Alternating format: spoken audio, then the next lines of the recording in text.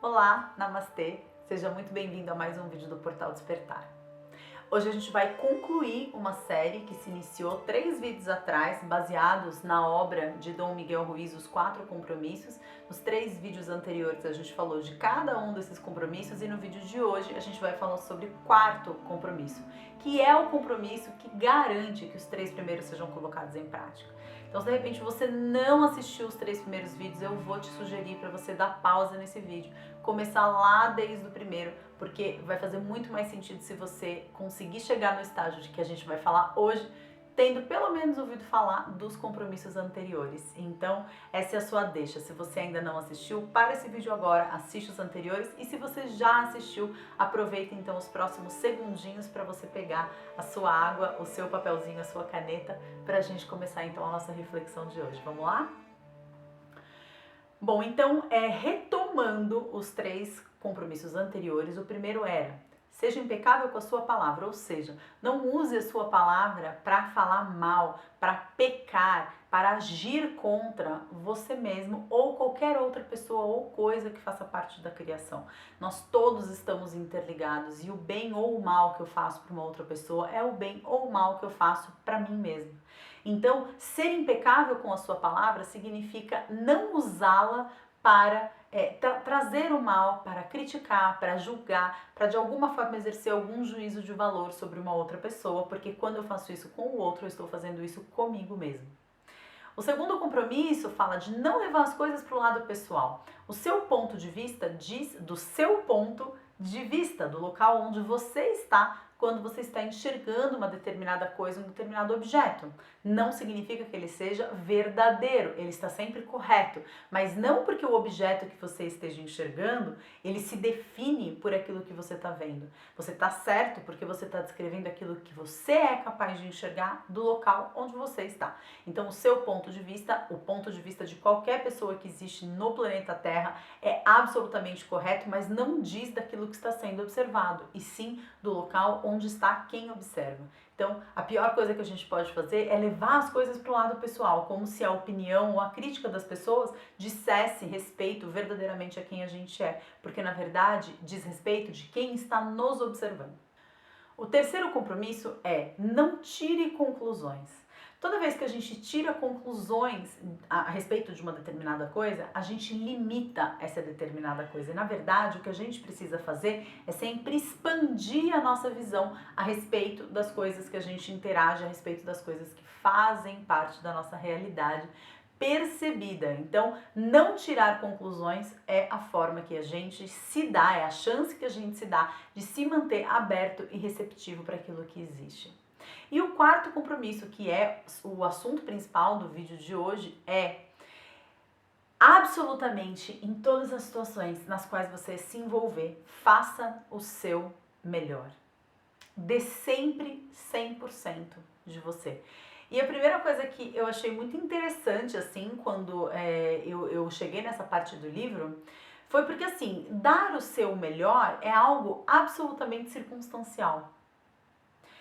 Você acordar um dia de manhã no auge da sua vitalidade, se sentindo muito bem, se sentindo muito em paz, muito realizado, depois de uma noite maravilhosa de sono, e você acordar de manhã com enxaqueca, com dor de barriga, cansado, você teve um monte de pesadelo à noite, teve um monte de cãibra a noite inteira, acordou no dia seguinte com dor na perna, o melhor que você vai ser capaz de dar em cada um desses dias é diferente. Mas ainda assim, vai ser o melhor que você puder fazer. E eu acho muito legal essa ideia, porque na grande maioria das vezes a gente até tá dando o nosso melhor, o melhor que a gente pode dar naquele momento, mas a nossa mente tá focada em como as coisas deveriam ser e não são, e aí a gente se julga e a gente se critica e a gente estabelece um juízo, né, a respeito de nós mesmos, a respeito das nossas atitudes, e a gente acaba entrando facilmente naquela triangularização entre a vítima, o juiz, né, e o sistema de crenças. Então, o que eu acho que eu deveria estar fazendo, e aí o juiz vai lá e aponta o dedo, e a vítima vai lá, e aí a gente se identifica com a vítima, né, e dar o seu melhor é sempre uma forma de você não deixar o juiz te acusar. Porque se você deu o seu melhor, né, se você fez tudo o que você podia fazer para que determinada coisa acontecesse, para que determinado projeto saísse do papel, para que determinada relação florescesse, né, não tem como você ser julgado. Não tem como você se identificar com a vítima, porque você deu o seu melhor, né? Entender que dar o seu melhor, ele não é algo, não é um conceito fixo, não é um conceito rígido, mas que ele vai oscilar de acordo com a forma como você se sente, de acordo com as habilidades que você tem naquele momento, que as capacidades que você tem naquele momento, é muito importante, é muito interessante observar como dar o seu melhor é algo absolutamente dinâmico, não é estático. Tem uma frase que é de sabedoria popular, e você já deve ter ouvido essa frase algumas vezes, e eu quero chamar essa frase para fazer parte da nossa reflexão de hoje, que é que o importante não é o objetivo, o importante é a jornada, né? O objetivo, ele é simplesmente o foco, a direção na qual a gente caminha. Alcançar esse objetivo, chegar lá, é simplesmente a consequência de uma jornada bem feita. Por isso que a direção é mais importante do que a velocidade. Se a gente estiver caminhando na direção certa, uma hora a gente vai chegar lá. O que precisa é esse alinhamento da direção onde eu estou indo. Porque caminhando na direção certa, eu vou fazendo o melhor possível em cada parte do caminho, em cada passo do caminho, eu vou colocando o melhor de mim. E o quarto compromisso fala disso também, porque dar o melhor de si significa estar 100% presente, estar 100% consciente do que você está fazendo em cada ponto da jornada. Recentemente eu recebi uma pergunta aqui no Portal Despertar de uma pessoa que ela estava justamente fazendo um concurso público, né, vida de concurseira, que eu conheço algumas aí, sei que não é fácil, e ela me perguntava como me manter no presente, sendo que todas as minhas ações no presente, elas são orientadas e elas são focadas em atingir esse objetivo, em prestar essa prova de concurso, em chegar onde eu quero chegar. E a minha resposta para ela foi exatamente isso, né?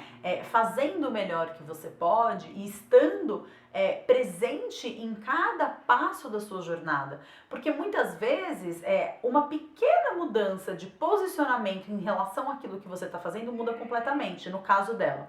Uma coisa completamente diferente é eu sentar para estudar pensando na prova que eu vou ter, ou sentar para estudar, porque de tudo aquilo que eu poderia estar fazendo nesse momento, sentar para estudar é aquilo que eu escolho fazer naquele momento. Né? Quando eu sento para estudar porque eu tenho uma prova daqui a determinado tempo, ou quando eu sento para fazer um trabalho porque eu preciso alcançar um objetivo, porque eu preciso prestar contas para alguém, a minha predisposição é fugir daquilo que eu estou fazendo no momento, porque eu não estou fazendo por fazer, eu estou fazendo por um objetivo que ainda não chegou. Então a minha motivação, o que motiva a minha ação não é a presença, não é o momento presente, não é este lugar de centramento. Quando eu resolvo fazer algo, porque neste momento é o que eu escolho fazer, e o Dom Miguel Ruiz, ele diz assim que se não é o que você gostaria de estar fazendo nesse momento, você não está dando o seu melhor. E isso é tão profundo. Se você faz um trabalho que você odeia, e você está fazendo esse trabalho, e você vai infeliz fazer o seu trabalho, ou você está numa relação e você não está presente nessa relação, você não está satisfeito nessa relação, por que você continua nesse trabalho? Por que você continua nessa relação? E se todos nós temos capacidades de alcançar as mesmas coisas, se a gente tiver as mesmas habilidades e as mesmas capacidades, por que você não está correndo atrás de novas habilidades e novas capacidades para que você tenha um trabalho que você goste, para que você tenha um relacionamento no qual você se sinta feliz?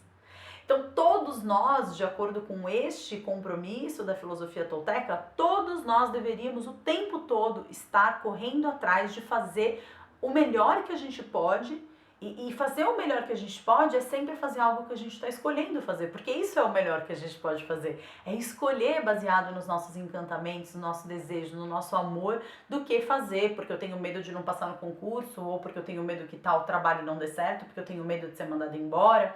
São dois estados de espírito absolutamente diferentes.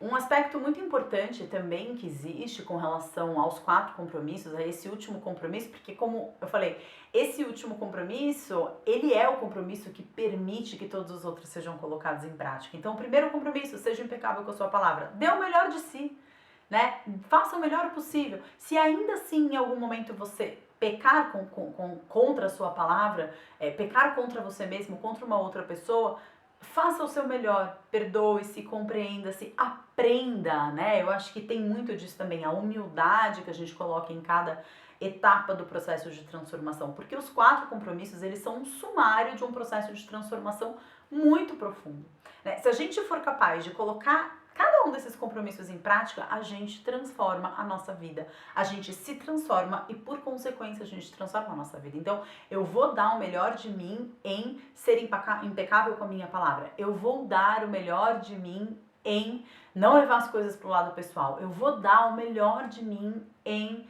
não tirar conclusões. E eu vou dar o melhor de mim em dar o melhor de mim. E isso há de ser suficiente para este momento. Mas eu vou curtindo cada passo do processo com muita humildade, né? Sem deixar entrar nessa tríade, sistema de crenças, juiz e vítima, né? Essa armadilha do ego de alguma forma deixar de me autorresponsabilizar pelo meu caminho.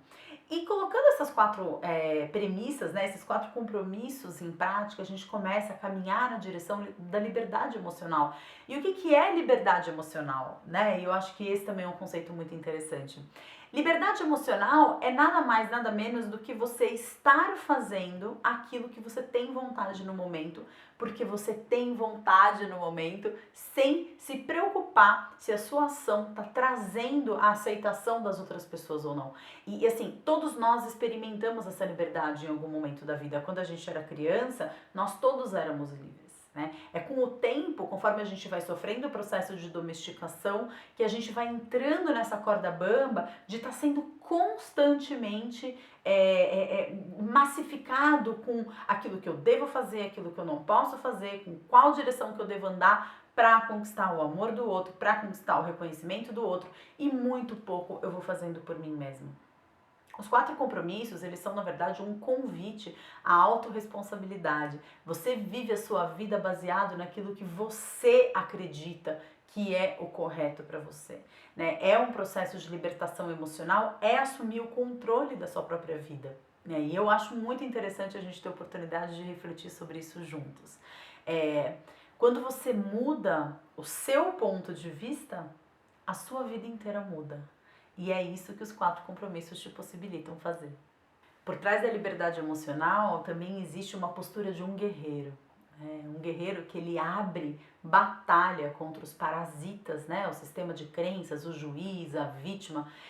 São compreendidos dentro da filosofia tolteca como se eles fossem verdadeiros parasitas que se alimentam dentro da nossa mente e o conceito de parasita é esse, né? Então, o parasita, ele é um ser que ele se beneficia do outro, mas não dá nada em troca, né? Então, a vítima, o sistema de crenças e o juiz interno, eles não fazem nada de bom pela gente, a não ser sugar a nossa energia e deturpar a nossa visão das coisas. Então, caminhar no sentido da liberdade emocional é também armar uma verdadeira guerra contra esse parasita, né? Percebendo quando ele se manifesta, interrompendo, né? Deixando de dar comida, deixando de dar alimento, quando a gente percebe que a gente está entrando aí numa dessas roubadas, quando a gente começa a perceber que a gente está escorregando na casca de banana, o famoso orar e vigiar, né? A gente voltar para o nosso centro e principalmente, né? Ir morrendo cada vez mais para essa ideia de que eu preciso ser de uma determinada forma para agradar outras pessoas. Né? Essa postura de guerreiro não é uma postura de fortaleza, mas uma postura de vulnerabilidade. Eu sou quem eu sou e eu espero que isso seja o suficiente para que você me ame. Se não for, paciência, eu estou dando o melhor de mim em ser quem eu sou. Depois me escreve contando se você gostou desse formato da gente falar sobre determinados livros aqui dentro do portal, através de vídeos com o conteúdo separado. Eu gosto muito de fazer isso e eu espero que tenha te ajudado, eu espero que tenha provocado insights aí em você. Se você quiser aprofundar esses insights, não deixe de ler a obra de Dom Miguel Ruiz, Os Quatro Compromissos, e tem também o quinto compromisso, que se você tiver gostado, eu posso pensar em fazer vídeos resenhas dessa forma, incluindo as minhas percepções, os meus insights, as minhas sensações a respeito dos temas, e trago aqui para você dentro do portal. Gratidão pela sua atenção, a gente se vê já já. Um grande beijo e namastê. Tchau, tchau.